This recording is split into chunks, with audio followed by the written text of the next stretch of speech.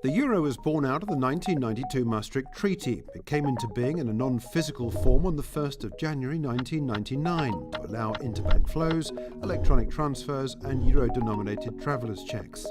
11 European Union members took part. From this point, each individual country had their own currency set against €1. The newly installed European Central Bank overseeing monetary policy for the bloc.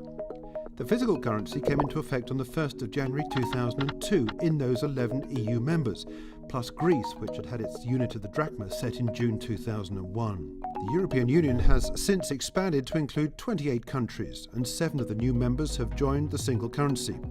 7 of the remaining countries are expected to join at some point, while the UK and Denmark opted out of joining the euro at its inception and have no plans to exchange their currencies. The euro's had to contend with several crises. 3 months prior to the physical currency coming into effect, the euro plunged to 82.96 against the dollar, only to recover and then crash to 81.15 on the 15th of January 2002. However, its value quickly stabilised above parity as its international usage grew rapidly. The global financial crisis that began in 2007 to 2008 saw the eurozone enter its first official recession.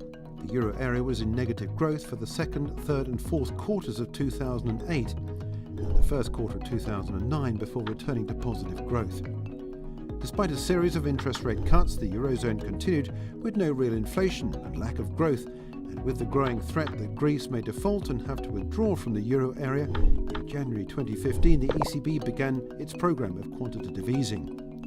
This QE remains in place, although modified from its beginning over 2 years ago, and supporters say the process is now paying off.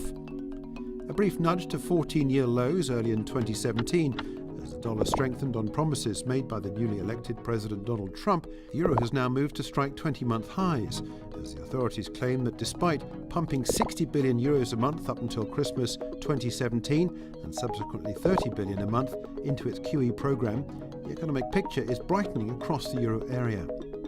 So where now? The euro has still to feel any effects from Brexit, although some analysts claim there are bigger threats to worry about, including the euro area Great Divide between the southern and northern EU states. The comparative difficulties southern countries have in dealing with the relatively strong euro, and also the perceived inequality in the way the EU deals with the vast numbers of migrants coming from northern Africa, putting a fiscal and social strain on the Mediterranean countries.